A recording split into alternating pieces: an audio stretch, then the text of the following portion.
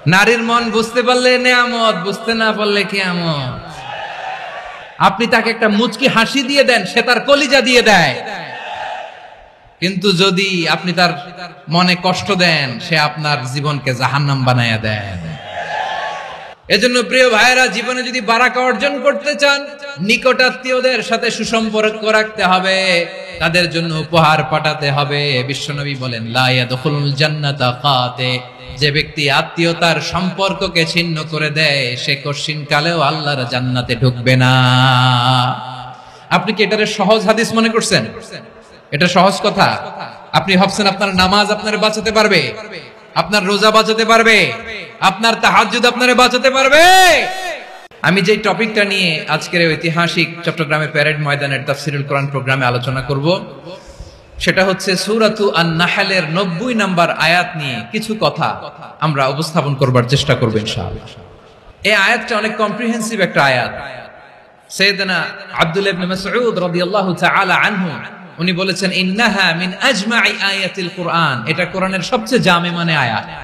যদিও ছোট্ট আয়াত, অল্প কিছু কথামালা, কিন্তু তিনি বলতেন এটা কোরআনের সবচাইতে জামে মানে সবচেয়ে কম্প্রিহেন্সিভ একটা আয়াত, যেখানে শব্দ কম কিন্তু এটার দোতনা, এটার আবেদন, এটার মিনিং অনেক বেশি। এই আয়াতে আল্লাহ তাআলা বেসিক্যালি আমাদেরকে তিনটা বিষয়ে আদেশ করেছেন আর তিনটা বিষয়ে বারণ করেছেন, মানে নিষেধ করেছেন। 3 do's and 3 don'ts, do's and don'ts, তিনটা আদেশ, তিনটা নিষেধ। এই ছোট্ট একটা আয়াতে গোটা ইসলামী শরিয়ার the gist, the cream of the creams, গোটা ইসলামী শরিয়ার মূল নির্যাসকে আল্লাহ ঢুকিয়ে দিয়েছেন। তিনটা আদেশ আর তিনটা নিষেধ। আসুন আমরা সরাসরি কোরআন থেকে শুনি, সবাই পড়ুন। আউযু বিল্লাহি মিনাশ শাইতানির রাজীম। বিসমিল্লাহির রহমানির রহিম। ইন্নাল্লাহা ইয়া'মুরু বিল আদলি ওয়াল ইহসানি ওয়া ইতা'i যিল কুরবা ওয়া ইয়ানহা আনিল ফাহশাই ওয়াল মুনকারি ওয়াল বাগই ইয়া'ইযুকুম লা'আল্লাকুম তাযাক্কারুন। আল্লাহ তাআলা ইরশাদ করছেন, ইন্নাল্লাহা ইয়া'মুরু বিল আদলি ওয়াল ইহসান, নিশ্চয় আল্লাহ তাআলা তোমাদেরকে ন্যায় বিচারের আদেশ দেন, সদাচরণের আদেশ দেন, নিকটাত্মীয়দেরকে দানের আদেশ দেন। আদেশ কয়টা? নিশ্চয় আল্লাহ তাআলা তোমাদেরকে ন্যায় বিচারের আদেশ দেন, সদাচরণের আদেশ দেন, তিনি তোমাদের নিকটাত্মীয়দেরকে দানের আদেশ দেন, আর তিনি তোমাদেরকে অশ্লীলতা থেকে নিষেধ করেন, মন্দ কাজ থেকে নিষেধ করেন, অবাধ্যতা সীমা লঙ্ঘন থেকে নিষেধ করেন। তিনি তোমাদেরকে উপদেশ দেন যাতে তোমরা শিক্ষা গ্রহণ করো। সুবহানাল্লাহ। উপদেশ দিচ্ছে স্বয়ং কে? তিনটা জিনিসের আদেশ। ইয়া'মুরু বিল আদল, সুবিচার, ন্যায় বিচারের আদেশ তিনি দেন। ইহসানের আদেশ দেন, যাতে আমরা ইহসান করি, একে অপরের প্রতি সুবিচার করি, মহানুভবতা দেখাই, অনুগ্রহ দেখাই, আর নিকট আত্মীয়দেরকে যেন আমরা দান করি। এই তিনটা আদেশ তিনি দিয়েছেন।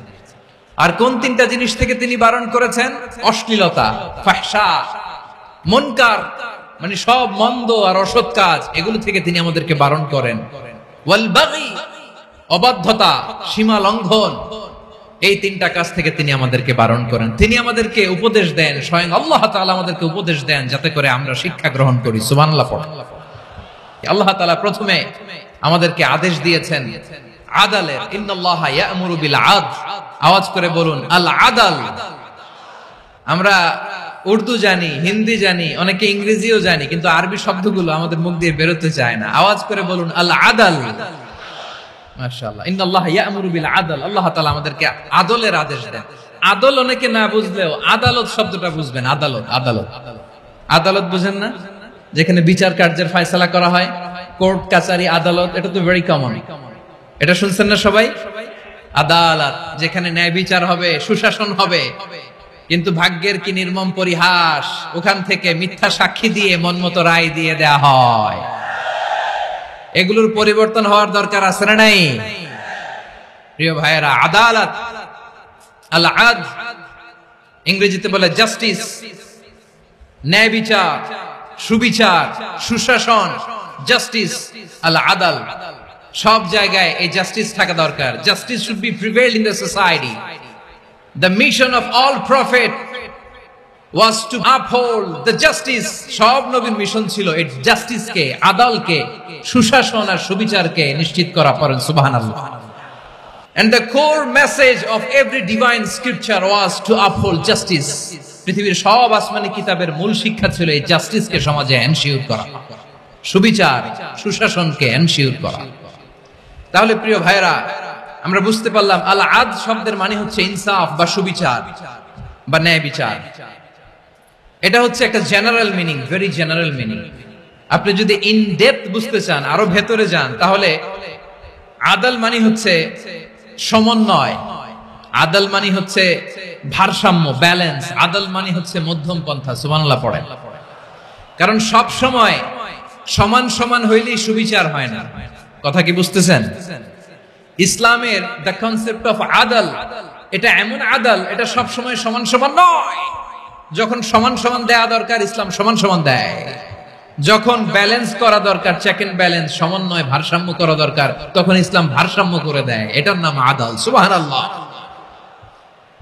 সহজ করে আপনাদেরকে বুঝাই। যেমন ধরুন, একটা পরিবারের 3 জন সদস্য, স্বামী, স্ত্রী আর সন্তান।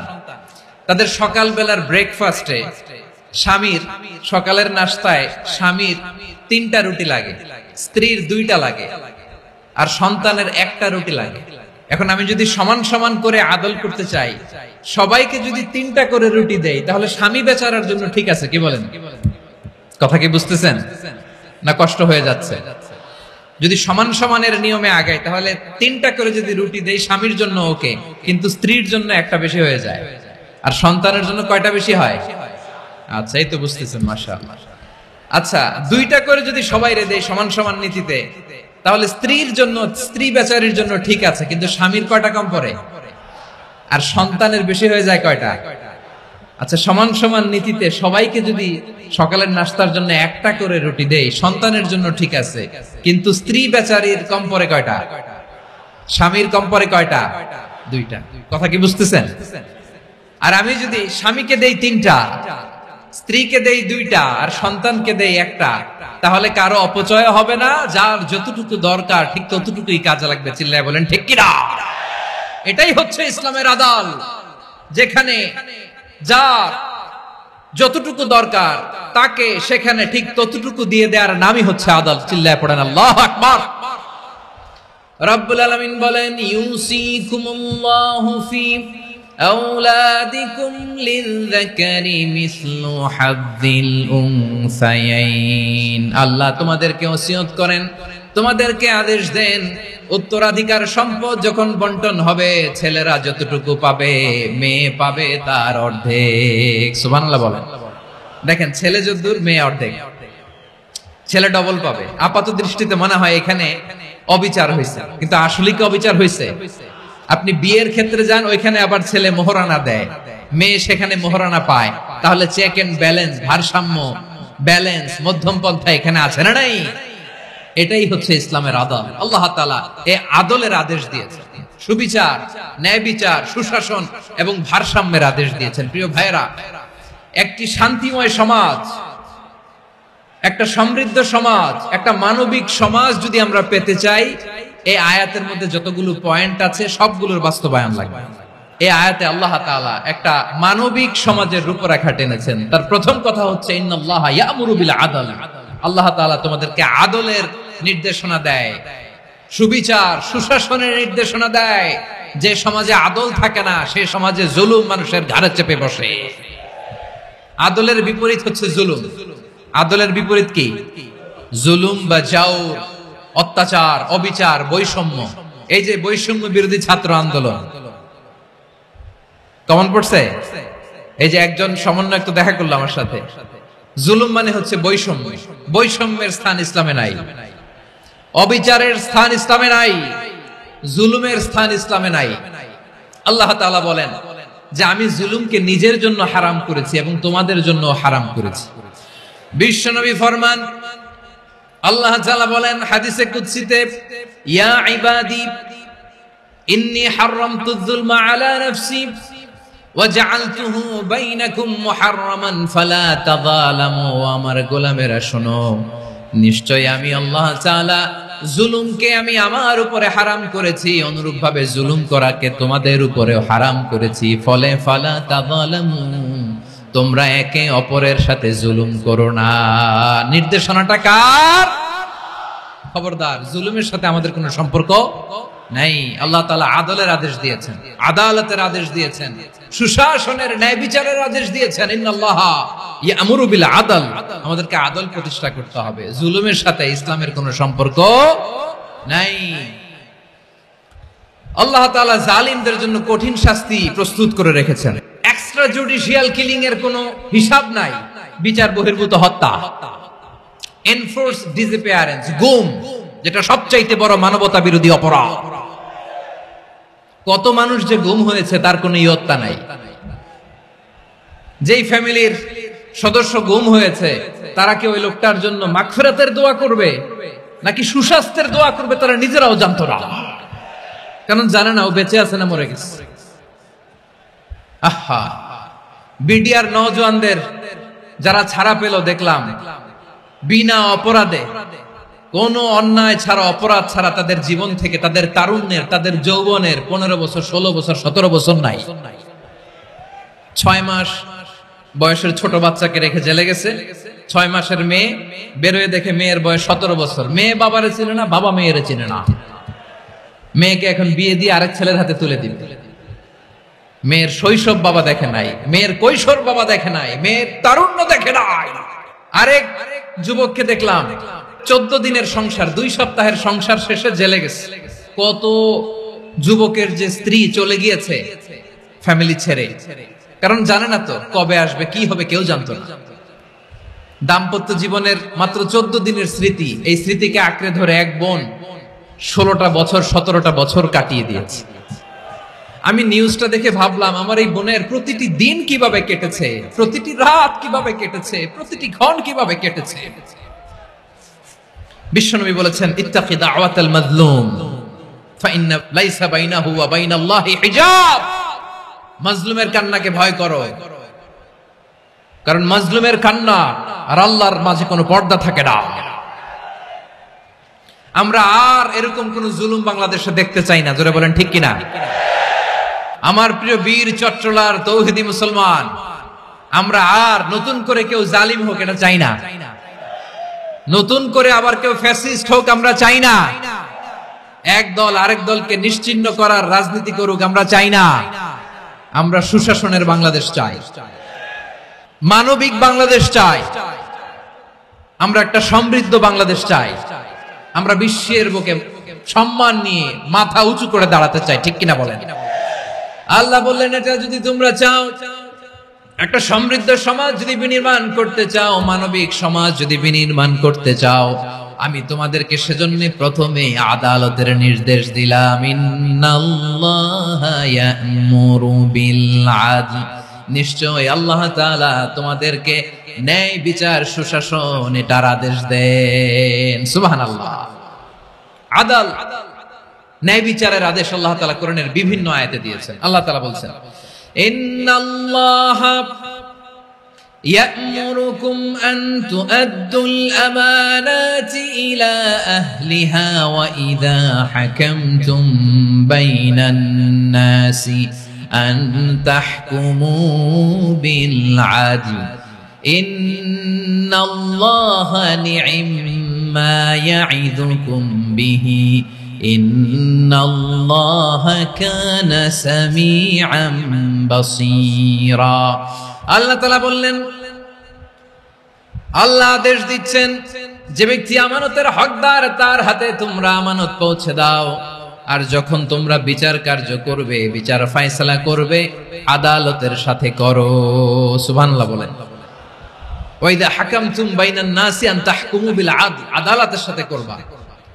আল্লাহ তাআলা বলেন, যারা জাজ হবে, বিচারক হবে, তাদের যদি বাদী বিবাদীর কারোর সাথে শত্রুতা থাকে, কারোর সাথে যদি কোনো ধরনের রেষারেষি থাকে, আল্লাহ বলেন বিচার কার্য করতে যে ওই শত্রুতা রেষারেষির কারণে আদালতের বাইরে যে অবিচার করে বিচার করো না।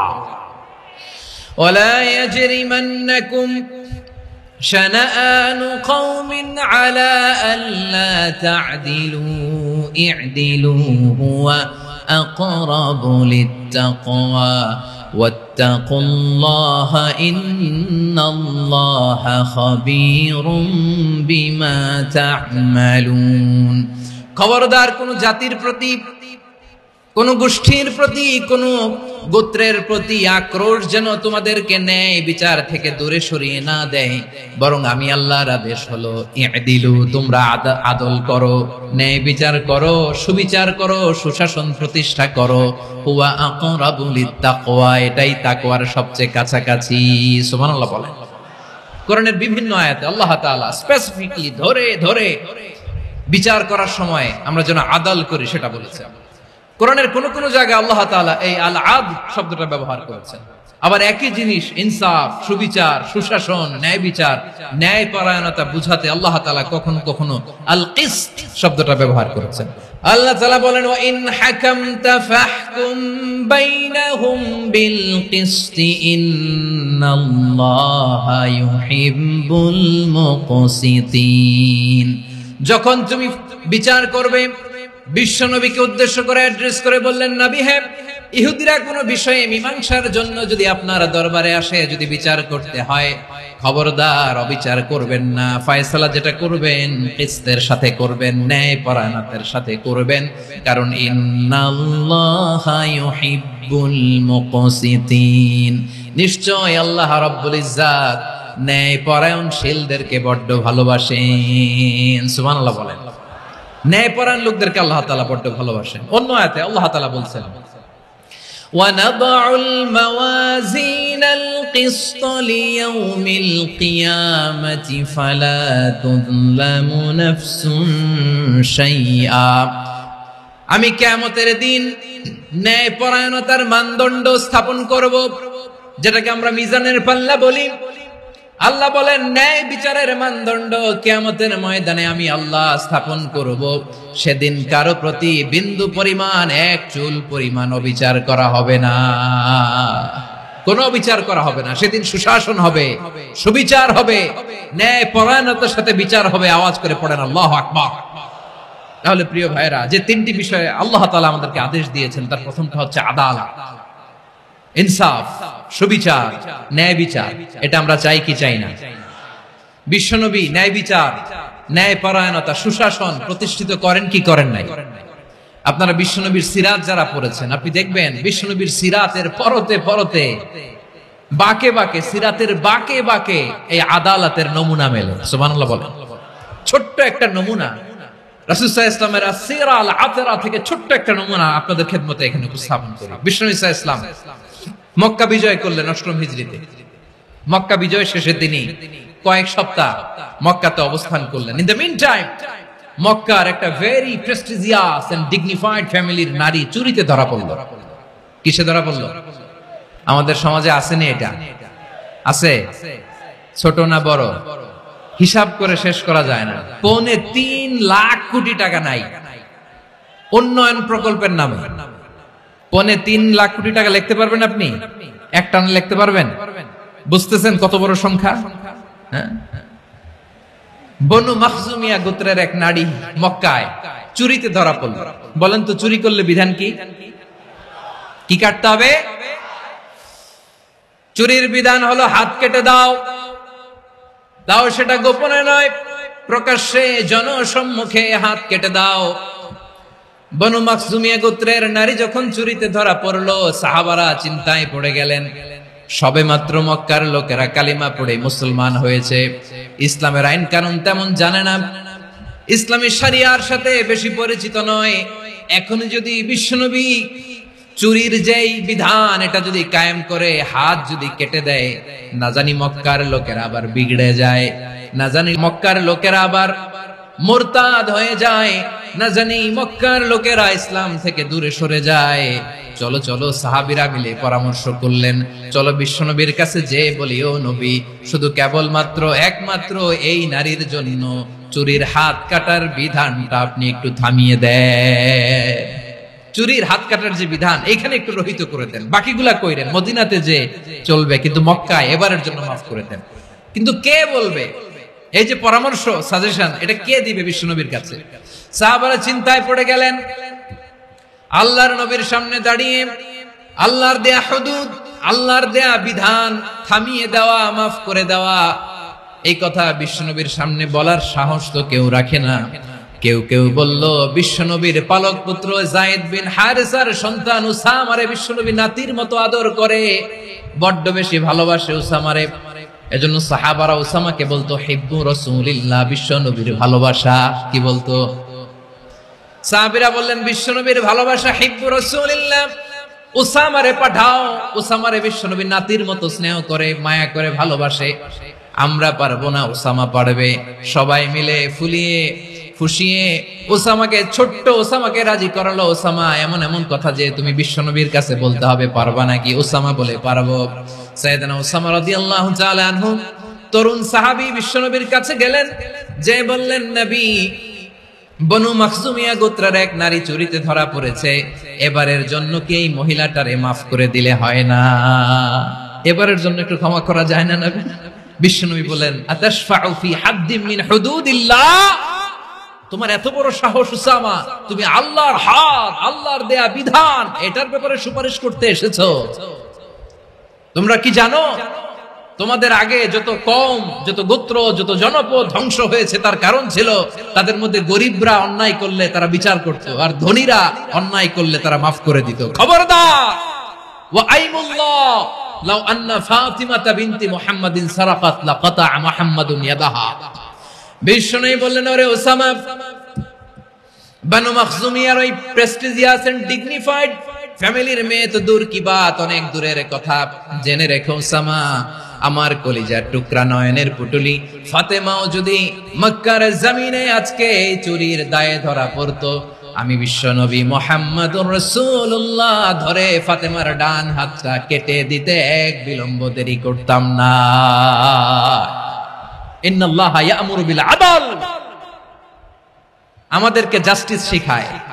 পশ্চিমারা আমাদেরকে ইনসাফ শিখায়, আমাদেরকে সুশাসন শিখায়। আর ইনসাফ, সুশাসন, ন্যায় বিচার, সুবিচার, জাস্টিস কারে বলে বিশ্বনবীর বায়োগ্রাফি থেকে জেনে নাও। এই ছিল বিশ্বনবী সাল্লাল্লাহু আলাইহি ওয়াসাল্লামের আদালতের নমুনা। আপনি যদি সাইয়েদনা ওমর ফারুকের জীবনের দিকে তাকান, এমন কঠোর, এমন বীর সেনানী ছিলেন। সাইয়েদনা ওমর ফারুক যদি রাস্তার এই মাথা দিয়ে হাঁটা শুরু করতেন, শয়তান ওমর ফারুককে দেখলে ওই রাস্তা রেখে দিয়ে অন্য রাস্তা দিয়ে হাঁটতো। সুবহানাল্লাহ। ওমর ফারুক রাদিয়াল্লাহু তাআলা কি পার্সোনালিটি ছিল, কি পার্সোনালিটি! আমাদের এলাকায় ছোট বাচ্চারা রাতে ভাত খেতে চায় না, আমার মেয়েটাও খেতে চায় না। এই এটা দিব, ওইটা দিব, আজকে মাহফিলে আসার সময় বলে দিছে লিস্ট করে এটা এটা আনতে হবে। তো ছোট্ট বাচ্চাদের অনেক বায়না থাকে, ওরা রাতে খেতে চায় না। তো মায়েরা বিভিন্ন ভয় দেখায়, এই বাঘ আসবে, বাঘ আসবে খাও, এই ভূত আসবে, ভূত আসবে খাও। আপনারা কি বলেন চট্টগ্রামে? ভূত, ভূত, ভূত আসবে, বাঘ আসবে, খাও খাও খাও, তাড়াতাড়ি খাও। তো বাচ্চারা এগুলো শুনে ভয়ে খেতে শুরু করে। মদিনার জমিনেও একই ঘটনা ঘটতো। মদিনার ছোট্ট ছোট্ট সোনামণিরা খেতে চাইতো না। তো মায়েরা বলতো, হা হুয়া ইয়াতি উমর, হা হুয়া ইয়াতি উমর, ওই যে উমর আসতেছে, উমর। ওমরে ফারুকের কথা শুনলে বাচ্চারা একেবারে ঠান্ডা। প্রভু তুমি বলেছ রাসূল দেবে না, বলনি দেবে না ওমর, বলনি দেবে না হামজা তারি, খালিদ বিজয় সমর। প্রভু তুমি বলেছ রাসূল দেবে না, বলনি দেবে না ওমর, বলনি দেবে না হামজা তারি, খালিদ বিজয় সমর। প্রভু তুমি বলেছ রাসূল দেবে না। আল্লাহু আকবার। ওমর ফারুক রাদিয়াল্লাহু তাআলা আনহু, ওনার কথা শুনলে গায়ের মধ্যে গুজবাম হয়, গায়ের পশমগুলো দাঁড়িয়ে যায়। সুবহানাল্লাহ বলেন। কি পার্সোনালিটি ছিল, কি ব্যক্তিত্ব ছিল। মুনাফিকরা ওমরে ফারুককে জমের মতো ভয় পেত। শয়তান, খুদ শয়তান এই রাস্তা দিয়ে আসলে শয়তান অন্য রাস্তা দিয়ে হাঁটত। ওমরে ফারুক রাদিয়াল্লাহু তাআলা আনহুর জীবনে যদি দেখেন, তাহলে সেখানে আপনি আদালতের, ইনসাফের, সুশাসনের, জাস্টিসের নমুনা দেখতে পাবেন। কয়টা শুনবেন? সাইয়েদনা ওমরে ফারুক রাদিয়াল্লাহু তাআলা আনহুর সন্তান আব্দুর রহমান মিশরে মদ খেয়ে মদ্যপ অবস্থায় ধরা পড়েছে। মদ খাওয়ার কারণে, মদ যদি কেউ পান করে আর যদি প্রমাণিত হয়, তার বিচার হলো 80 বেত। আওয়াজ করে বলেন কয় বেত? বাংলাদেশেও তো এই আইন আছে নাকি? বাংলাদেশে আছে? হ্যাঁ, মদ খাইলে 80 বেত, এই আইন বাংলাদেশে চালু হোক, আমরা চাই কি চাই না? একেবারে সহজ, পানির মতো সহজ হিসাব, একেবারে সহজ। ওমরে ফারুক রাদিয়াল্লাহু তাআলা আনহু ছেলে ভুল করে মদ পান করে ফেলেছিলেন। আব্দুর রহমান, ঘটনা ঘটেছে মিশরে। মিশরের গভর্নর তখন আমর ইবনে আস রাদিয়াল্লাহু তাআলা আনহু। আব্দুর রহমানের ভাই যে গভর্নরকে বলল, গভর্নর যদি একটু দয়া করেন, খলিফার ছেলে আমার ভাই আব্দুর রহমান মদ্যপ অবস্থায় ধরা পড়েছে, জনসম্মুখে যদি আপনি বেত্রাঘাত করেন আমাদের প্রেস্টিজ থাকে না, যদি 80 বেত আপনি মারেন আমার কোনো কথা নাই, কিন্তু ঘরের ভেতরে মারেন। আব্দুর রহমানের ভাইয়ের সুপারিশ শুনে সাইয়েদনা আমর ইবনে আস রাদিয়াল্লাহু তাআলা আনহু রাজি হয়ে গেলেন। ঘরের ভেতরে লোকচক্ষুর আড়ালে 80 বেত তিনি মানলেন।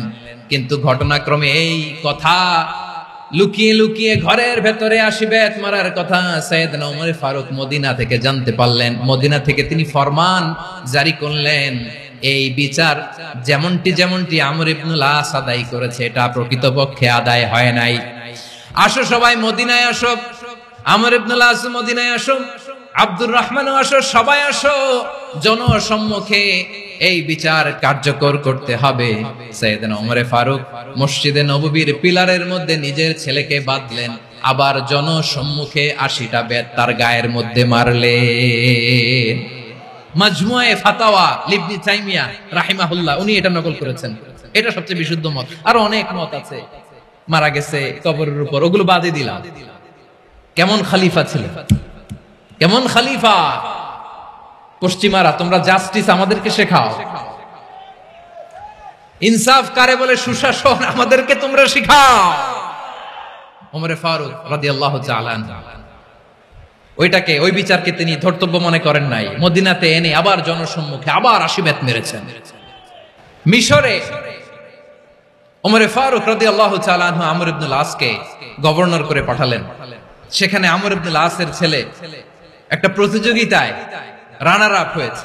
এক মিশরি সেখানে চ্যাম্পিয়ন হয়েছে। রানার আপ বুঝতে পেরেছেন তো? সেকেন্ড হয়েছে। এক মিশরি হয়েছে চ্যাম্পিয়ন, প্রথম। কিন্তু গভর্নরের ছেলে ও জিততে পারে নাই। ও রাগে ওই মিশরির গায়ের মধ্যে কয়েকটা লাঠি দিয়ে বাড়ি মেরেছে। মিশরি যে মদিনাতে ওমরে ফারুকের কাছে বিচার দিলেন, আপনার গভর্নরের ছেলে অন্যায়ভাবে আমার গায়ে হাত তুলেছে। সাইয়েদনা ওমরে ফারুক আবার ফরমান জারি করলেন, আসো মদিনাতে আসো। মিশরীকে ডাকলেন। ওই মিশরের গভর্নর আমর ইবনে আস রাদিয়াল্লাহু তাআলা আনহুকে ডাকলেন, তার ছেলেকেও ডাকলেন। সবাই বসে রইল। আমর ইবনে আস রাদিয়াল্লাহু তাআলা আনহু মাথা নিচু করে বসে আছেন, লজ্জায় কাচুমাচু। হায় হায়, আজকে আমার ছেলের কারণে আমিরুল মুমিনিন খলিফাতুল মুসলিমিন ওমরে ফারুকের কাছে আমি জনসম্মুখে লজ্জিত হচ্ছি। সাইয়েদনা ওমরে ফারুক বললেন, এই নাও লাঠি। গভর্নরের ছেলে তোমার মাথার মধ্যে যতগুলো বাড়ি মেরেছে, আজকে জনসম্মুখে তুমি অতগুলা বাড়ি মারো। মিশরি বলে, থাক, আপনি যে ডেকে আনছেন সবার সামনে এটা বলছেন, এতেই আমি খুশি। আল্লাহু আকবার! আপনার মহানুভবতা দেখে আমি খুশি, আর অপমানের দরকার নাই। ওমরে ফারুক বলে, না, খবরদার, এই কথা মিশরি তুমি বলো না, মারো, যতগুলা বাড়ি মেরেছে মারো। বাধ্য হয়ে মিশরি আমর ইবনে আসের সামনে ওনার কলিজার টুকরা সন্তানের মাথার মধ্যে বাড়ি মারতে আরম্ভ করলেন। ঠিক যতগুলা বাড়ি গভর্নরের ছেলে আমর ইবনে আসের ছেলে মিশরির গায়ে মেরেছিল, মাথায় মেরেছিল, মিশরি গুনে গুনে ততটা মারলেন। এই দৃশ্য দেখে ওমরে ফারুক রেগে মেগে আগুন, রাগের চোটে রাগ সামলাতে না পেরে, আর নিজেকে সামলাতে না পেরে মিশরীরে বললেন, ছেলেরে মারা শেষ হয়ে গেলে এবার বাবার টাক মাথার মধ্যে কয়েকটা বাড়ি মার, রাগের চোটে, আউট অফ অ্যাঙ্গার, রাগের চোটে, যে আমার পাঠানো গভর্নর আমর ইবনুল আস তার ছেলেকে কেন আদব তারবিয়া কেন শিক্ষা দিতে পারে না। ছেলেরে মারা হইলে এবার আমর ইবনুল আসের মাথার মধ্যে দুইটা মারো, এটা রাগে বলেছে, এটা শাস্তি হিসেবে না। সুবহানাল্লাহ পড়ো। তোমরা আমাদেরকে সুশাসন শিখা।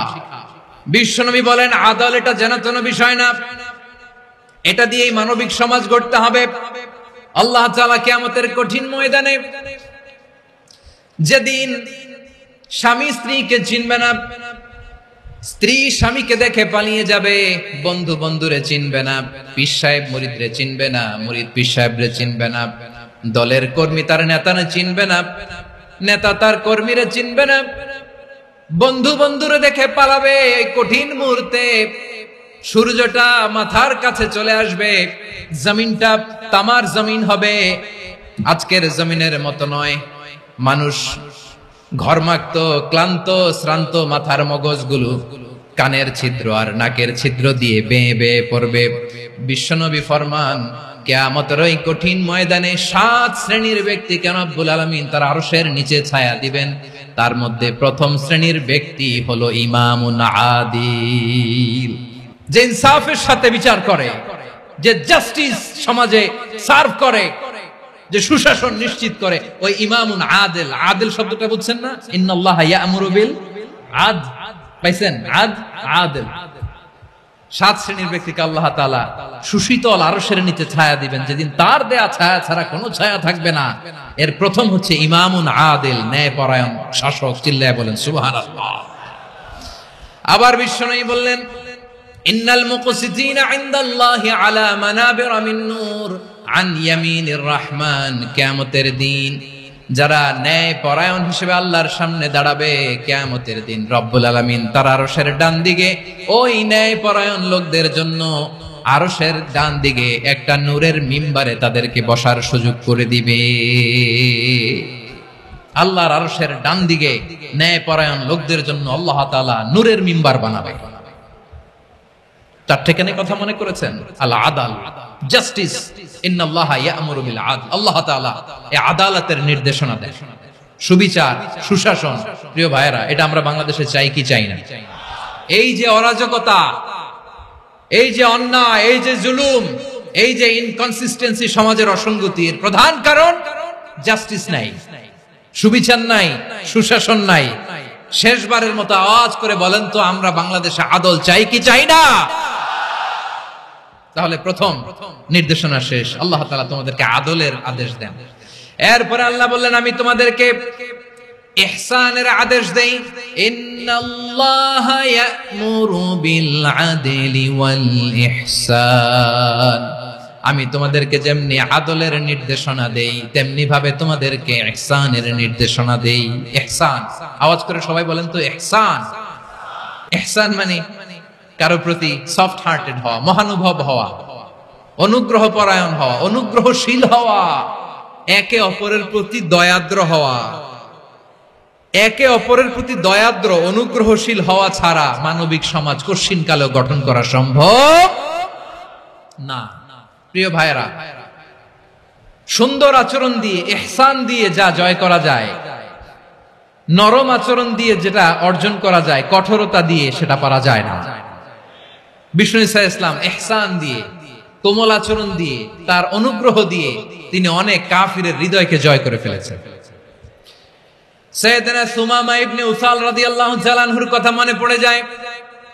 তিনি ছিলেন ইয়ামামার বাদশা।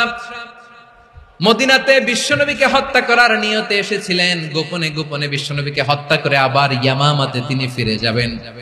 কিন্তু কি অবাক করা কাণ্ড, হত্যা করতে পারে নাই, সাহাবাদের হাতে তিনি ধরা পড়ে গেলেন। সাইয়েদনা সুমামা ইবনে উসাল রাদিয়াল্লাহু তাআলা আনহু হত্যার নিয়তে আসলেন, কিন্তু হত্যা করতে পারলেন না। সাহাবারা ওনাকে ধরে ফেললেন, ধরে মসজিদে নববীর পিলারের মধ্যে বেঁধে রাখলেন। সুমামা ইবনে উসাল, সিরাত থেকে শুনে, সিরাত থেকে শোনাচ্ছি, রাদিয়াল্লাহু তাআলা আনহু ইয়ামামার অধিপতি ছিলেন। বিশ্বনবীকে হত্যার জন্য আসছেন, ধরা পড়ে গেছেন, এখন মসজিদে নববীতে বেঁধে রাখছেন, তার মানে বন্দী। তো এখন স্ট্যাটাস কি? বন্দী, ক্যাপটিভ। তো বিষ্ণু ইসলাম সাহাবাদেরকে বললেন তার খোঁজ খবর নিও, সুমামা ইবনে উসালের খোঁজ খবর নিও। সাহাবারা বলেন ইয়া রাসূলুল্লাহ, আপনাকে হত্যা করতে এসেছে, তার তো কঠিন ক্যাপিটাল পানিশমেন্ট হওয়া দরকার, কঠিন শাস্তি হওয়া দরকার। বিষ্ণু বললেন না, আমি যেটা জানি তোমরা সেটা জানো না, তোমরা সুমামার সাথে ভালো আচরণ করো। বিশ্বনবী সুমামার কাছে গেলেন। প্রথম দিন যে তিনি কালেমার দাওয়াত দিলেন, ইমানের দাওয়াত দিলেন, ইসলামের দাওয়াত দিলেন, রিসালাতের দাওয়াত দিলেন, আখিরাতের দাওয়াত দিলেন।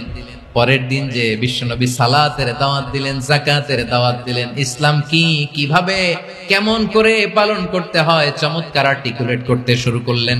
তন্ময় হয়ে সুমামা ইবনে উসাল রাদিয়াল্লাহু তাআলা আনহু বিশ্বনবীর কথাগুলো শুনতে আরম্ভ করলো। একদিন নয়, দুই দিন নয়, টানা 3 দিন বিশ্বনবী সুমামার কাছে ইসলামকে প্রেজেন্ট করেছেন, উপস্থাপন করেছেন। আওয়াজ করে বলেন কয় দিন? 3 দিন। 3 দিন মসজিদে নববীতে বাধা। আর সাহাবীদেরকে বললেন তার খোঁজ খবর নিও, তোমরা যে রুটি বানাও এর মধ্যে সবচেয়ে ভালো আটার রুটিটা তারে দিও, সবচেয়ে রিফাইন্ড খেজুর, যেটা পিওর খেজুর, এটা তারে দিও। আর বিশ্বনবী নিজের উট থেকে দুধ দহন করে ওনার বাড়ির এক কর্মচারীকে বলেছেন দুধ দহন করে সুমামার জন্য নিয়ে যেও। সুবহানাল্লাহ পড়বেন না? সবাই তো অবাক, ইয়ামামা থেকে আসছে নবীকে হত্যা করতে, বিশ্বনবী দেখে তারে জামাই আদর করে। একদিন নয়, 2 দিন নয়, টানা 3 দিন বিশ্বনবী এভাবে সুমামার কাছে যে ইসলামকে প্রেজেন্ট করতে আরম্ভ করলেন, ইসলামকে উপস্থাপন করতে শুরু করলেন। আর তাকে চমৎকার এন্টারটেইনমেন্ট, আপ্যায়ন দিতে আরম্ভ করলেন। টানা 3 দিন যখন ইসলামের দ্য বিউটিজ অফ ইসলাম, ইসলামের সুমহান বাণী, সৌন্দর্য তার কাছে উপস্থাপন শেষ, তাকে আপ্যায়ন শেষ, বিশ্বনবী বললেন সাহাবাদেরকে যাও এবার সুমামার হাতের পায়ের রশি দুটো খুলে দাও। সাহাবারা তর্ক জুড়ে দিলেন, লা ইয়া রাসূলুল্লাহ, এমনটা করবেন না, তো ভয়ঙ্কর ভয়ঙ্কর খুনি, কি জানি কি হয়ে যায়। বিশ্বনবী বললেন না, তার হাতে পায়ের রশিগুলো খুলে দাও। সাহাবারা বিশ্বনবীর কথা মতো তার হাতে পায়ের রশিগুলো খুলে দিল। সুমামা মুহূর্তের মধ্যে মসজিদে নববী থেকে বের হয়, ইয়ামামায় ফিরে না যে মসজিদে নববীর পাশে একটা খেজুর বাগান ছিল সেখানে চলে গেলেন। সেখানে একটা ছোট্ট কুয়া ছিল, কুয়ার পানি দিয়ে তিনি গোসল করলেন। সুবহানাল্লাহ পড়েন। কুয়ার পানি দিয়ে গোসল করে মসজিদে নববীর সামনে এসে বিশ্বনবী এবং সাহাবাদের সামনে দাঁড়িয়ে সাব্বাবা উঁচু করে বললেন, আশহাদু আল্লা ইলাহা ইল্লাল্লাহ ওয়া আশহাদু আন্না মুহাম্মাদান আবদুহু ওয়া রাসূলুহু। আমি সাক্ষ্য দিচ্ছি আল্লাহ ছাড়া কোনো ইলাহ নাই, আর মুহাম্মদ আল্লাহ তাআলার প্রেরিত বান্দা এবং রাসূল। প্রিয় ভাইয়েরা, ইহসান দিয়ে যা জয় করা যায়, কঠোরতা দিয়ে সেটা কঠিনকালেও জয় করা যায় না। আওয়াজ করে বলেন ঠিক কি না?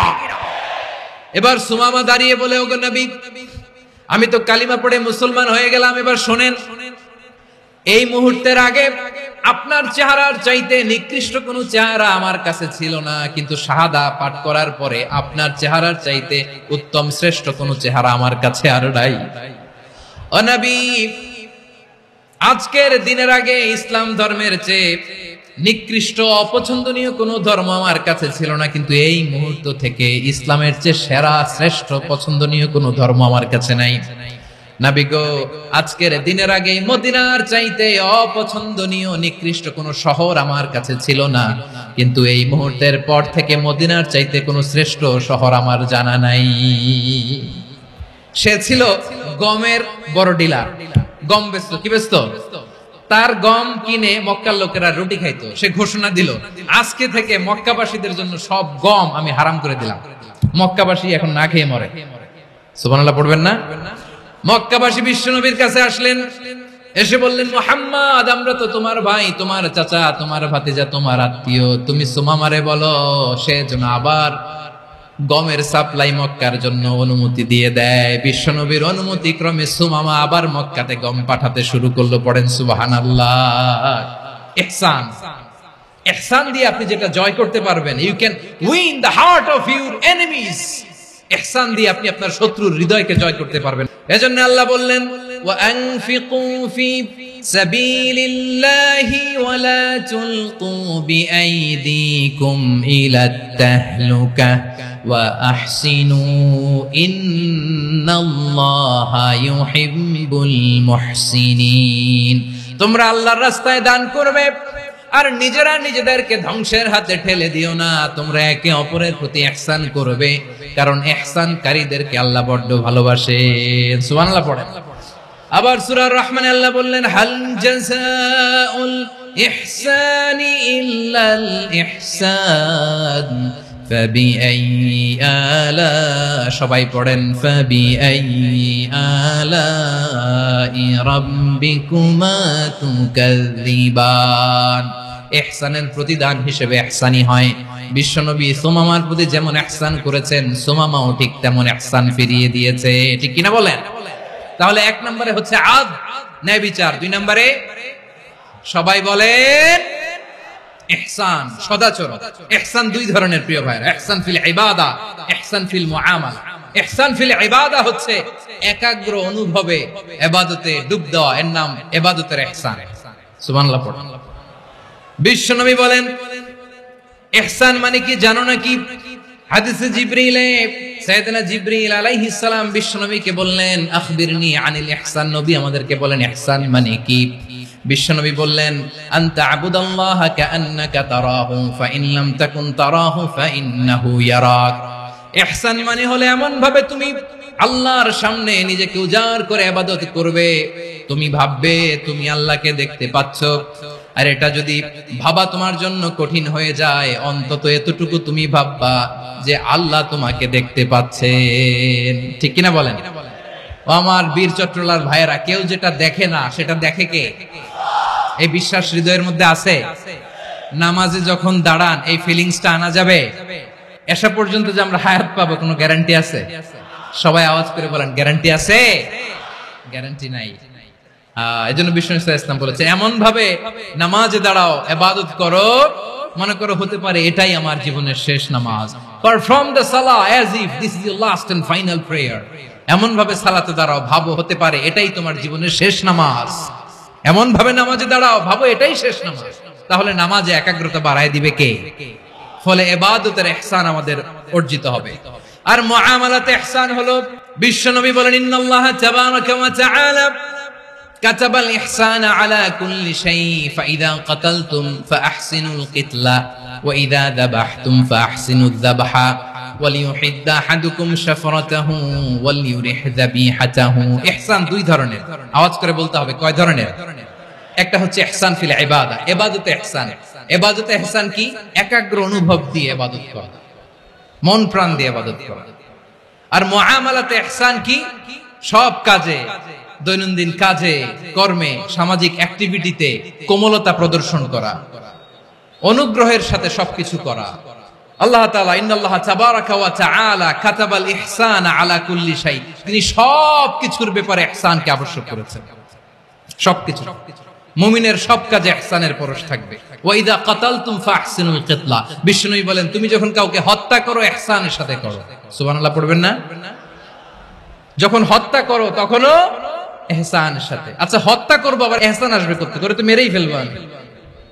আল্লাহ, ও ভাই একজন খুন করেছে, খুনি, রাষ্ট্রীয় আইনে তার শাস্তি হয়েছে ডেথ পেনাল্টি, মৃত্যুদণ্ড।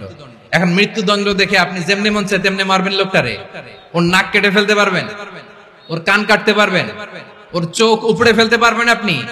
যেমন মন চায় তার অঙ্গহানি করা যাবে না। ইহসানের সাথে তাকে হত্যা করো। সুবহানাল্লাহ, this is Islam, this is the true essence of Islam. ওয়া ইযা যাবাহতুম ফাহসিনু যাবহা, যখন জবাই করবে তখনও ইহসানের সাথে জবাই করো। করব জবাই, ওইখানেও নাকি ইহসান।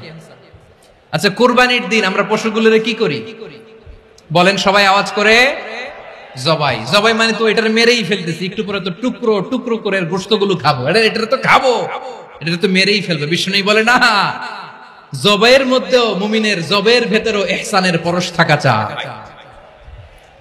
যখন জবাই করবে প্রাণীটাকে হাত পা টাইট করে বেঁধে নাও, ছুরিটাকে শার্পেন করে নাও, ধারালো করে নাও, যাতে অল্প সময়ে জবাইটা হয়ে যায়, প্রাণীটা যাতে কম কষ্ট পায়। সুবহানাল্লাহ পড়েন। দিস ইজ কল্ড ইহসান। আল্লাহ তাআলা যেমনি আদলের আদেশ করেছেন, ন্যায় বিচার, জাস্টিস এনশিওর করতে বলেছেন, সমাজে ইহসানের ব্যবহার, ইহসানের অনুশীলন তিনি করতে বলেছেন। এজন্য মুমিনের প্রতিটি কাজে, আমার চট্টগ্রামের ভাইরা আমার দিকে তাকান, খেয়াল করে শুনুন, মুমিন জীবনের প্রতিটি কাজে ইহসানের পরশ থাকা চাই।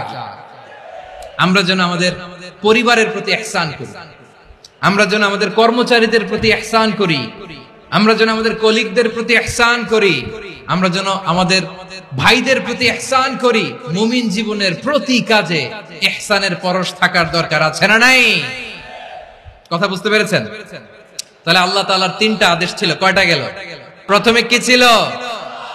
আদল। 2 নম্বরে, 3 নম্বরে রব্বুল আলামিন বললেন ওয়া ইতাইদিল কুরবা, নিকটাত্মীয়দেরকে দান করো, নিকটাত্মীয়দেরকে দাও, যারা তোমাদের ব্লাড কানেকশনের আত্মীয় তাদেরকে তোমরা দাও।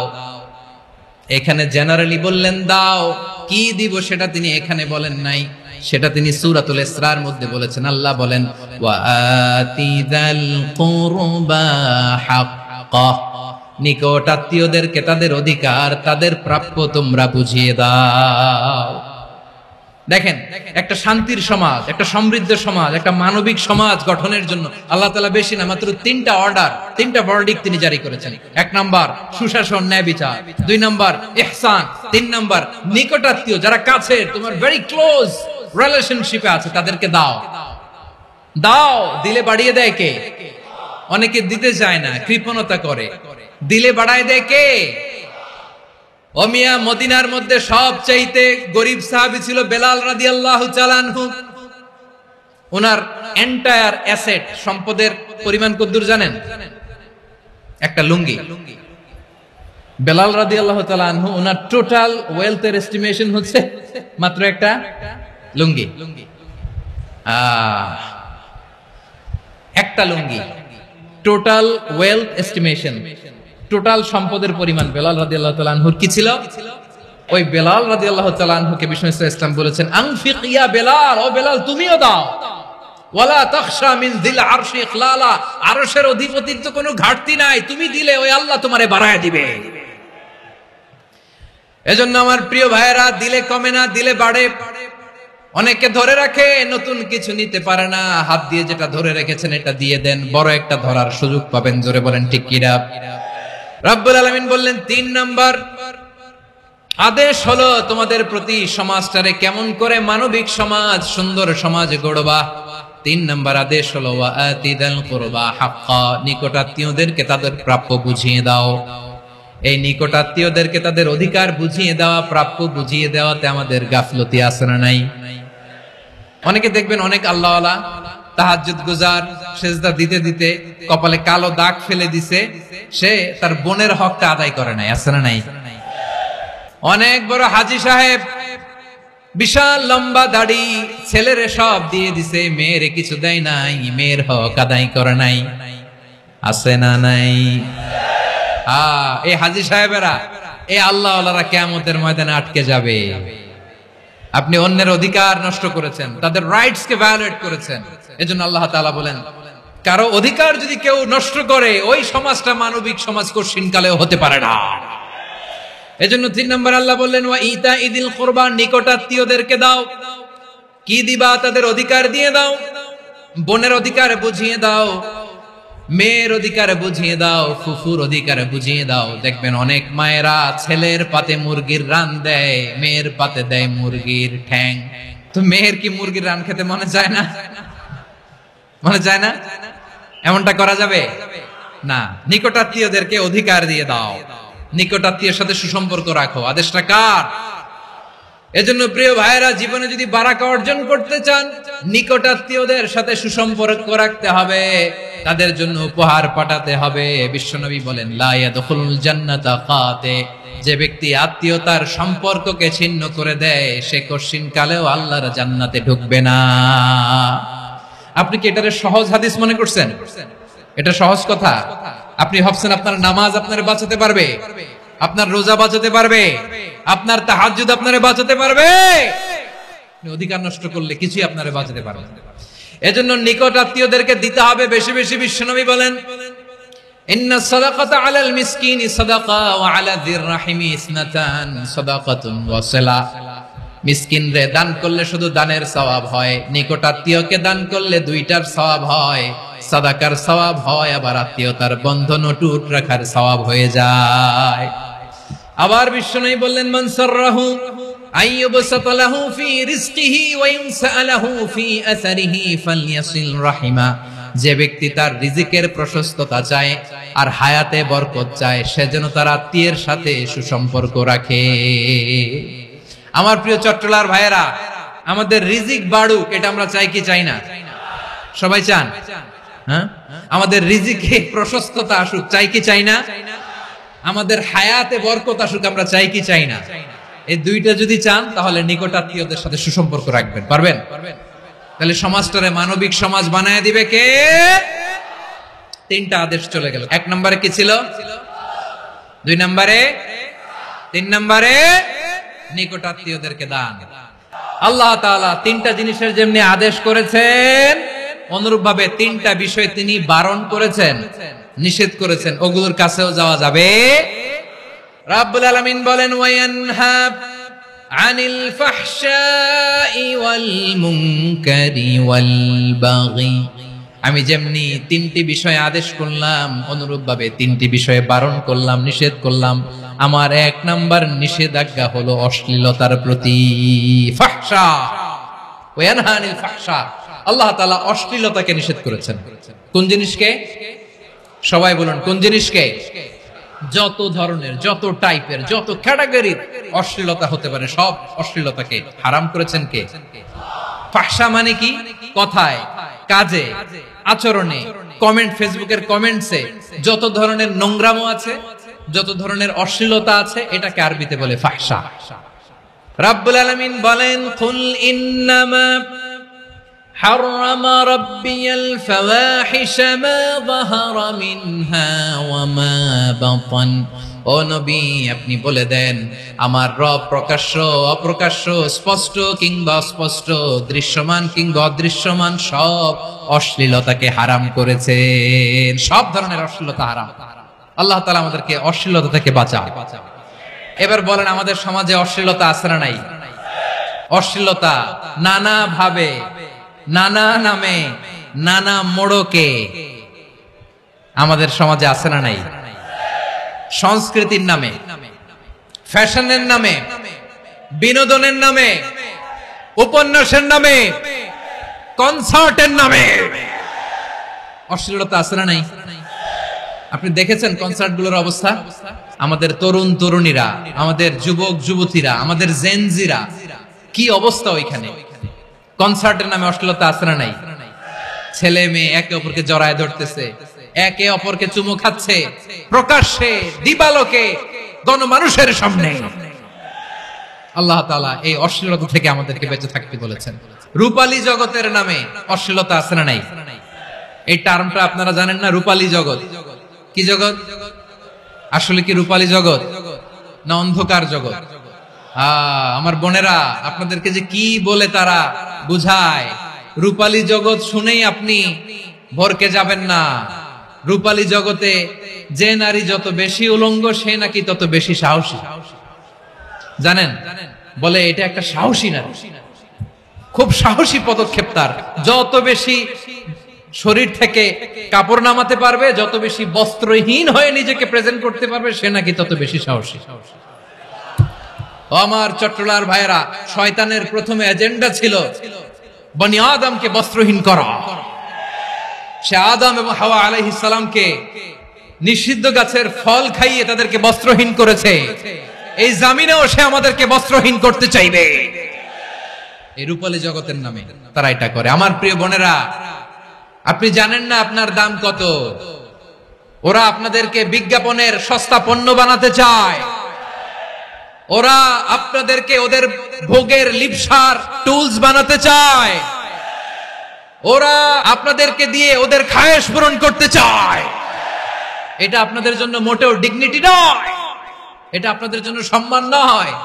আপনার সম্মান শালীনতায়, আপনার সম্মান হেজাবে, আপনার সম্মান ভদ্রতায়, আপনার সম্মান আপনার ডিসেন্ট পোশাকে। পোশাক বলে দেয় এই নারীটা ভদ্র না অভদ্র। পোশাক বলে দেয় এই মেয়েটা কোন ঘরের মেয়ে। আপনি জানেন না, আপনারা সস্তা পণ্য বানায়, ভোগের পণ্য, বিলবোর্ডে আপনাকে উলঙ্গ করে উপস্থাপন করে। এই অশ্লীলতার সাথে ইসলামের কোন সম্পর্ক। এজন্য আল্লাহ বলেন আমি অশ্লীলতাকে হারাম করেছি। অশ্লীলতাকে হারাম করার প্রথম কারণ হলো এর মাধ্যমে মানবতাকে অপমানিত করা হয়। কারণ মানুষের সম্মান মানুষের পোশাকে। মানুষ যখন পোশাকহীন হয়ে যায়, বস্ত্রহীন হয়ে যায়, তার সম্মান কমে যায়, ঠিক কিনা? অশ্লীলতাকে হারাম করার প্রথম কারণ হচ্ছে মানুষ মানুষকে অপমান করে। একটা নারী, সে তো সম্মানিত, নারী যে কত সম্মানিত নারীরা এটা বুঝেই নাই। বিশ্বনবী বলেন আদ-দুনিয়া কুল্লুহা মাতা ওয়া খায়রু মাতা'আদ দুনিয়া আল মারআতুস সালিহা। আমার বোনেরা, 5টা প্যান্ডেলে আপনারা এলইডিতে আমার আলোচনা শুনছেন, আমি জানি। আপনাদের এই গর্ভ যে কত দামি আপনি জানেন না। আপনার পেট থেকেই আসবে আগামী দিনের সালাহুদ্দিন আল আইয়ুবী। আপনার পেট থেকেই আসবে অনাগত দিনের ইমাম মাহদী আল মুনতাদর। আপনার পেট থেকেই আসবে অনাগত দিনের ফয়সাল, ওয়াসিম, মুগ্ধ, আবু সাইদের মতো বীর যোদ্ধা।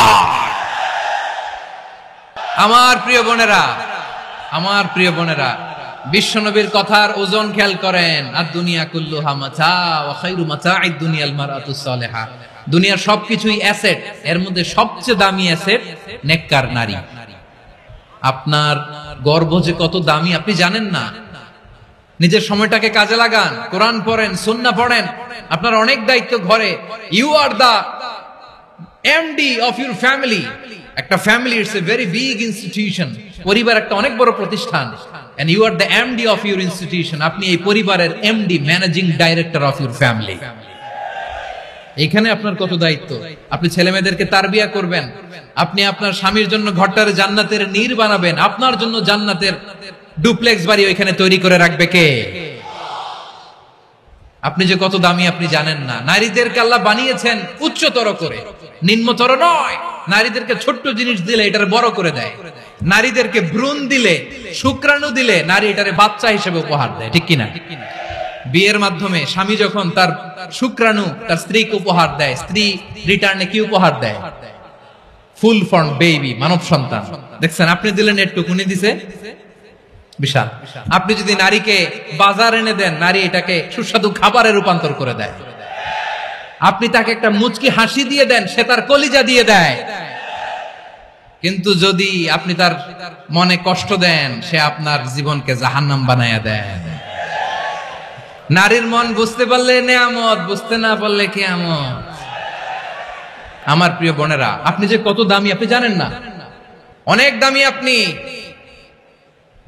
আপনাদেরকে যেন ভোগের সস্তা পণ্য বানাতে না পারে, আপনাদেরকে সচেতন থাকতে হবে। তাহলে কেন আল্লাহ তাআলা এই ফাহশা, অশ্লীলতাকে হারাম করলেন? 1 নাম্বার, এতে হিউম্যান ডিগনিটি কমে। 2 নাম্বার, এতে মানুষের অধিকার নষ্ট হয়। আপনি বিয়ে করেছেন, এরে পরকিয়া করেন, ওর সাথে এরকম আছে না নাই? স্ত্রীর অধিকার নষ্ট করেছেন। আপনি বিবাহ সম্পর্কে আবদ্ধ হয়েছেন তার সাথে, আপনি পরকিয়া করেন ওই ছেলের সাথে, আপনি আপনার হাজবেন্ডের সাথে বিট্রে করেছেন। এজন্য আল্লাহ অশ্লীলতাকে হারাম করেছেন। অশ্লীলতাকে হারাম করার আরেকটা কারণ হচ্ছে আল্লাহ তাআলা এই হিউম্যান জেনারেশনকে, এটাকে প্রিজার্ভ করতে চায়। হিফজুন নাসল, এটা মাকাসিদুশ শরিয়ার অনেক গুরুত্বপূর্ণ একটা মাকাসিদ, অনেক গুরুত্বপূর্ণ। আপনার নাসল, আপনার জেনারেশনকে সংরক্ষণ করা। এই যে আসতেছে ফেব্রুয়ারি, কত ফেব্রুয়ারি জানো? এটা কি বিশ্ব ভালোবাসা দিবস? হ্যাঁ, কি দিবস? এই বিশ্ব ভালোবাসা দিবসের সাথে মুসলমানদের কোনো সম্পর্ক নাই। আমার প্রিয় ভাইরা, এই যে আপনি অবৈধ সম্পর্কে জড়ালেন, কেন আল্লাহ অশ্লীলতাকে হারাম করেছে দেখেন। বলতেছিলাম যে এটা আপনার নাসল, আপনার জেনারেশন, আপনার লিনিয়েজ, আপনার বংশকে প্রিজার্ভ করা। কে কার বাবা, কে কার মা, বাবা মা জানা, প্রজন্মকে প্রিজার্ভ করা, এটা ইসলাম ওয়াজিব করে দিয়েছে। এই যে অবৈধ সম্পর্কের কারণে, বিশ্ব বেহায়া দিবসের কারণে, এগুলোর আউটকাম, আউটপুট হিসেবে মাঝে মাঝে ঢাকা মেডিকেলের ডাস্টবিনে নবজাতকের বাচ্চার কান্নার আওয়াজ শুনতে পাওয়া যায়। চট্টগ্রাম মেডিকেলের ডাস্টবিনে নবজাতকের কান্না শুনতে পাওয়া যায়। বীর চট্টলার মুসলমানেরা বুঝতে পারলে আওয়াজ করে বলেন, এই যে চট্টগ্রাম মেডিকেলে যে নবজাতকটা পাওয়া গেল, ওর বাবাকে আমাকে বলেন, ওর মাকে, ও কোন ফ্যামিলির সন্তান কেউ জানে? আপনি হিউম্যান ডিগনিটিকে অপমান করেছেন না? আপনি তার ভবিষ্যৎকে অন্ধকার করেছেন না? আপনি তার লিনিয়েজকে প্রশ্নবিদ্ধ করে দিয়েছেন না? এই জন্য আল্লাহ তাআলা অশ্লীলতাকে আমাদের জন্য হারাম করে দিয়েছেন। পড়েন সুবহানাল্লাহ। এজন্য রাব্বুল আলামিন বলেন, কুল ইন্নামা حرم ربي الفواحش ما ظهر منها وما بطن প্রকাশ্য সব অশ্লীলতাকে হারাম ঘোষণা করে দিয়েছে কে? আবার দুনিয়ার বুকে যারা অশ্লীলতার প্রসার করে তাদের জন্য শাস্তি মজুদ রেখেছে কে? রব্বুল আলামিন বলেন, ইন্নাল্লাযীনা ইউহিব্বুনা আন তাশিআল ফাহিশাতু ফিল্লাযীনা আমানু লাহুম আযাবুন আলীমুন ফিদ দুনিয়া ওয়াল আখিরাতি ওয়াল্লাহু ইয়ালামু ওয়া আনতুম লা তা'লামুন। নিশ্চয়ই যারা বিশ্বাসীদের মাঝে অশ্লীলতার প্রচার প্রসার করতে চায় তাদের জন্য আমি মর্মন্তুদ শাস্তি প্রস্তুত করে রেখেছি, দুনিয়াতেও রেখেছি, আখিরাতেও রেখেছি। ঘোষণাটা কার? যারা এই নাটকের নামে, সিনেমার নামে, রূপালী জগতের নামে, মুভির নামে, ওটিটি প্ল্যাটফর্মের নামে আমার সমাজে অশ্লীলতা ছড়াতে চায় তাদের জন্য কঠিন মর্মন্তুদ শাস্তি মজুদ রেখে দিয়েছে কে? ও আমার বোনেরা, এখনো আপনি জাগবেন না? এখনো আপনার চিন্তার দুয়ারে এখনো নাড়া পড়ে নাই? ওরা আপনাকে উলঙ্গ বানাতে চায়, ওরা আপনাকে আইটেম গার্ল বানাতে চায়। এজন্য ইসলাম অশ্লীলতাকে হারাম করেছে। হারাম। ইসলাম বলেছে যোজন যোজন দূরে থাকো, ওরা বলে না কাছে আসো, কাছে আসার গল্প, ক্লোজ আপ ওয়ান, কাছে আসার গল্প আছে না নাই? তাহলে অশ্লীলতার সাথে আমাদের কোনো সম্পর্ক? সবাই বলতে পারেননি, আওয়াজ করে বলুন, অশ্লীলতার সাথে আমাদের কোনো সম্পর্ক? আমরা এই সমস্ত ক্লোজ আপ ওয়ান, কাছে আসার গল্পের প্রোগ্রামে যাব? আমরা কোন ধরনের অশ্লীল কন্টেন্ট সোশ্যাল মিডিয়ায়, টিভিতে দেখব? রব্বুল আলামিন বলেন, ওয়ায়ানহা আনিল ফাহশাই ওয়াল মুনকারি ওয়াল বাগি। তিনটা জিনিসকে আমি নিষিদ্ধ করলাম। এক নাম্বার হলো ফাহশা, অশ্লীলতা। দুই নম্বরে হলো মুনকার, সমস্ত মন্দ কাজ। মুনকার মানে হচ্ছে যত মন্দ কাজ, খারাপ কাজ, বাজে কাজ, এটার বলে মুনকার। এটার কি বলে?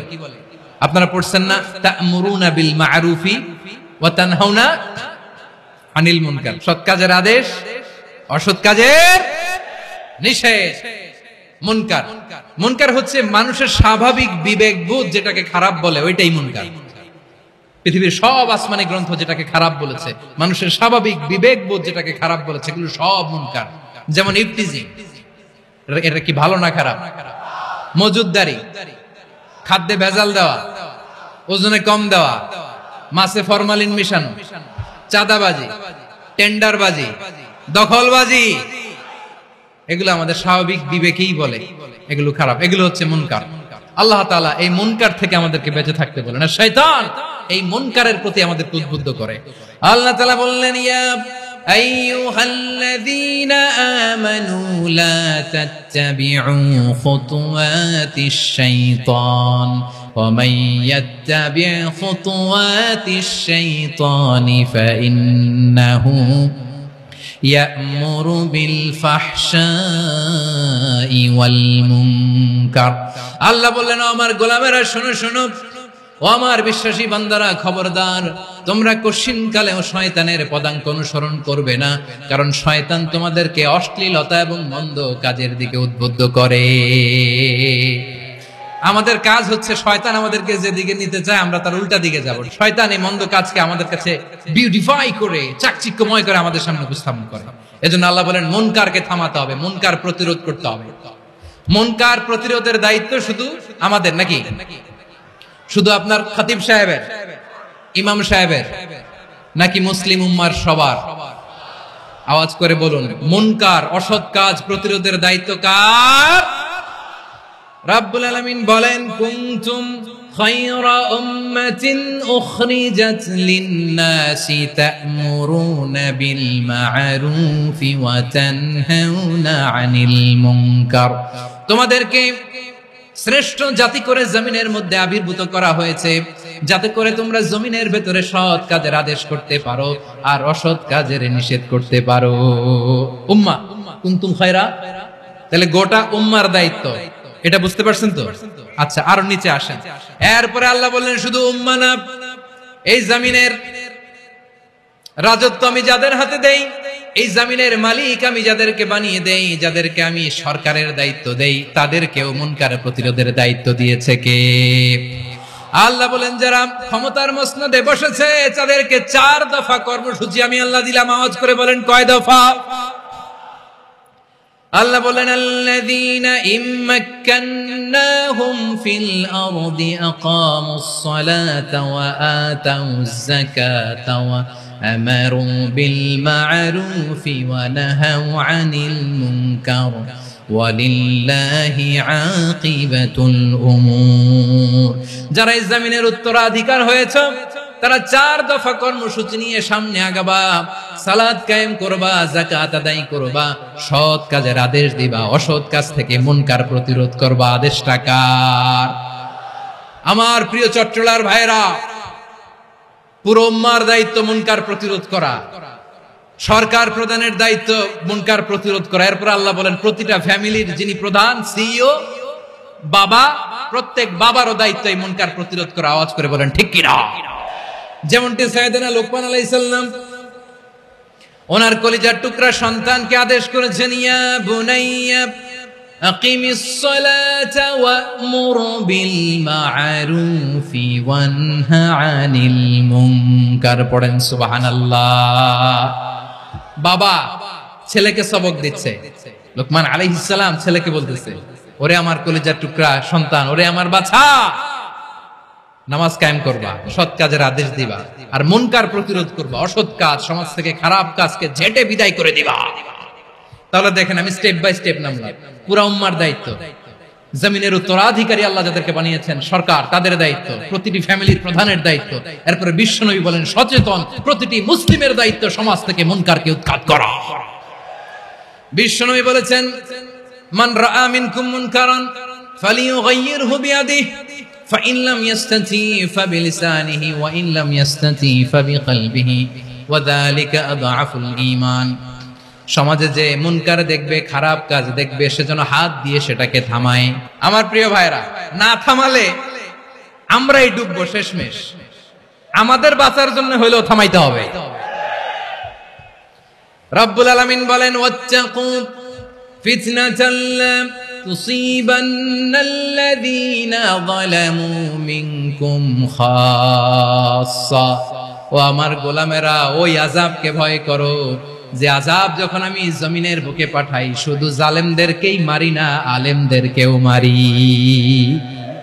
আযাব যখন আসে তখন শুধু জালিমই মরে না, আলেমও মরে। জানেন মুসা আলাইহিস সালামের পায়ে একবার লাল পিঁপড়া, তো উনি রেগে মেগে পাশি দেখে লাল পিঁপড়ার বাসা, পা দিয়ে ডলে মুছে সবগুলো পিঁপড়া মেরে ফেলছে। এই ঘটনাটা আল্লাহ ঘটিয়েছেন। এজন্য মুসা আলাইহিস সালাম ছিলেন কালিমুল্লাহ, সরাসরি আল্লাহর সাথে কথা বলতেন। তিনি আল্লাহকে জিজ্ঞেস করেছিলেন, আল্লাহ তুমি যখন কোন জনপদে আযাব পাঠাও, শাস্তি দাও, ওখানকার শুধু জালেমরাই তো মরে না, ভালো মানুষগুলাও মরে, তো আযাব দিবা মুশরিকদের উপর দিবা, অবাধ্যদের উপর দিবা, ভালো মানুষগুলোরে মারো কেন? আল্লাহ বললেন, মুসা তোমার যে কামড় দিছিল পায়ের মধ্যে পিঁপড়া, কয়টা পিঁপড়া? একটা পিঁপড়া, তো সবগুলারে মারলা কেন? রেগে মেগে পুরো পিঁপড়ার বাসা ভেঙে মেসাকার করলা কেন? আমি যখন অ্যাকশনে যাই, আমি যখন শাস্তি দেই, তখন এত বাস বিচার করা হয় না, বাস বিচার করা যায় না। যখন অ্যাকশনে যাওয়া হয় ওইটা ডাইরেক্ট অ্যাকশন হয়ে যায়। চিল্লায় বলো ঠিক কি না? এজন্য আমাদের বাঁচার জন্য হলেও এই পাপ থামাতে হবে, এই শয়তানের অট্টহাসি থামাতে হবে, অন্যায় অপরাধ সমাজ থেকে আমাদের থামাতে হবে। কারণ আযাব আসলে ওরাও মরবে, আমরাও মরব। একটা জাহাজ 2 তলা, আপনি আছেন 2য় তলায়, নিচের তলার কিছু লোক জাহাজের তলা ছিদ্র করতে আরম্ভ করছে। কি ছিদ্র করতেছে? আচ্ছা, জাহাজের তলা ছিদ্র করলে তলা দিয়ে কি ঢুকে? এখন আপনি যদি বলেন আমার কি, আমি তো 2 তলায়, আমি তো ভালো আছি, ওরা ছিদ্র করে ওরা মরবে। আসলে কি শুধু ওরা মরবে?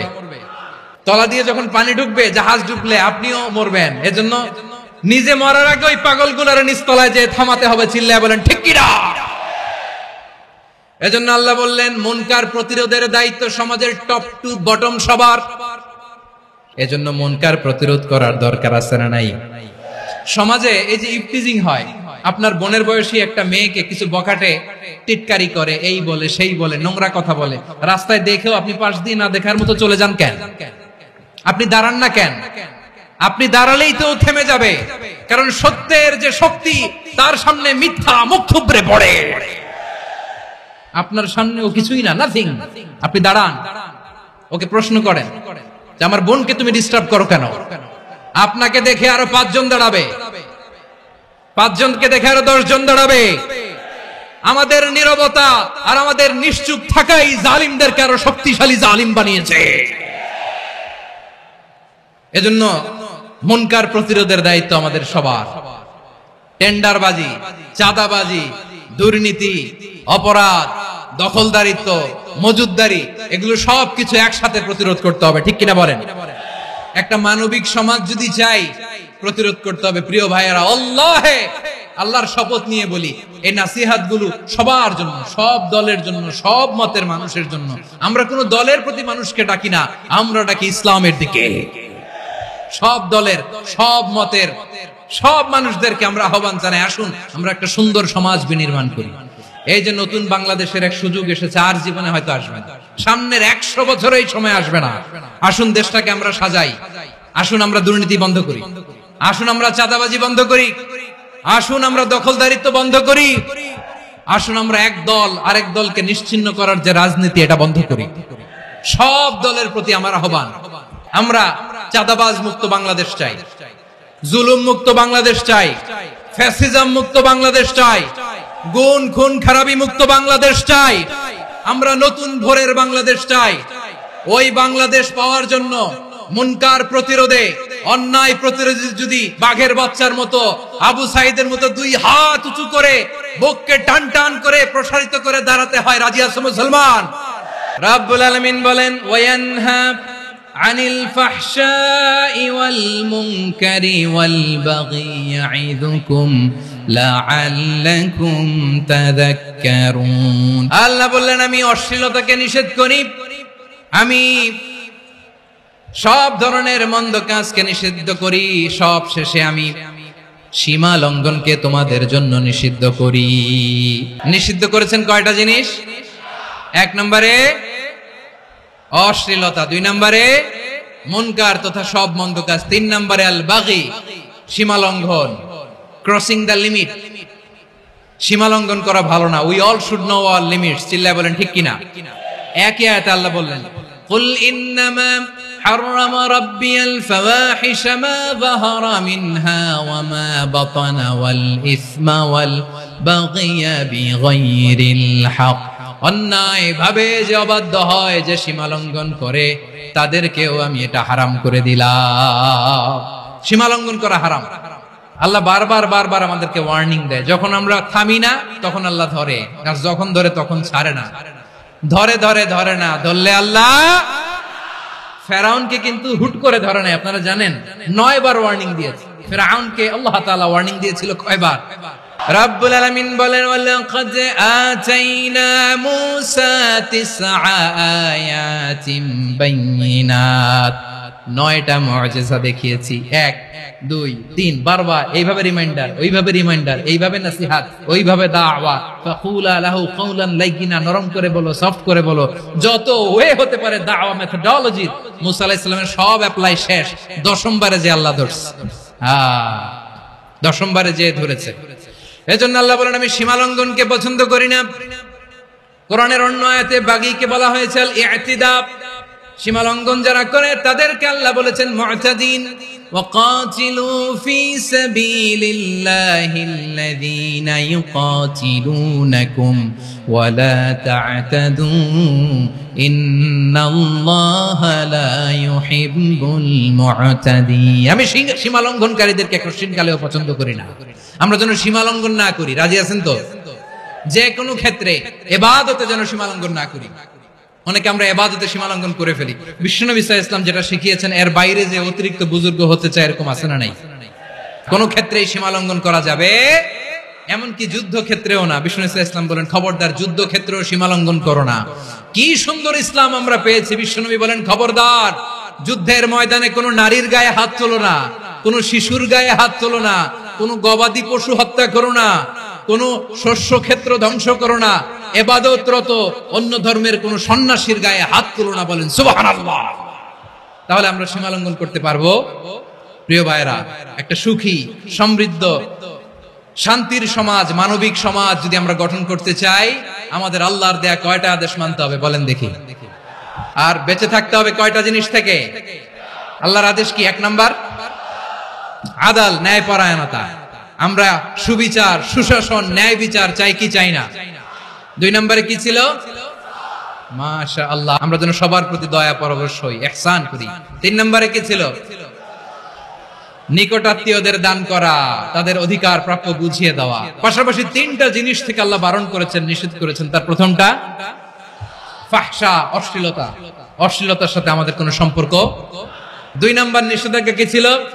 আল মুনকার, সমাজের যত মন্দ কাজ এগুলোকে আমরা প্রতিরোধ করব। রাজি আছেন তো সবাই? 3 নম্বরে আল বাগী, সীমালঙ্ঘন। কোন মুসলিম সীমালঙ্ঘন করে না। রাব্বুল আলামিন শেষে বললেন ইয়াইদুকুম লাআল্লাকুম তাযাক্কারুন, আল্লাহ তোমাদেরকে উপদেশ দেন যাতে তোমরা শিক্ষা গ্রহণ করো। আমরা উপদেশ দেব, আমরা জোর করে কাউরে কিছু মানাতে চাই না। লা ইকরাহা ফিদ্দীন ওয়া যাক্কির ফাইন্না যিকরা তানফাউল মুমিনিন। উপদেশ দিলে এটা মুমিনদের কাজে দেয়। লাস্তা আলাইহিম বিমুসাইতির ইন্নামা আনতা মুযাক্কির। নবী হে, আপনি রিমাইন্ডার দাতা, আপনি উপদেশ দিবেন। আমরাও বিশ্বনবীর এই হাদিসগুলো থেকে, কোরআনের আয়াত থেকে রিমাইন্ডার, এই কথামালা, বাণী বাহক হিসেবে এই বাণীগুলো আপনাদের সাথে কাছে পৌঁছে দিলাম। আমরা আল্লাহ তাআলার কাছে প্রার্থনা করি, আল্লাহ আমরা যেন আদল দিয়ে আমাদের সমাজকে গঠন করতে পারি। আল্লাহ আমরা যেন ইহসান করতে পারি, আমরা যেন নিকটাত্মীয়দের দান করতে পারি। আল্লাহ যত ধরনের অশ্লীলতা, অনাচার, মন্দ কাজ, সীমালঙ্ঘন, অবাধ্যতা থেকে যেন আমরা বেঁচে থাকতে পারি। আল্লাহ তাআলা আমাদের সবাইকে কথাগুলো বোঝার ও আমল করার তৌফিক দান করুক।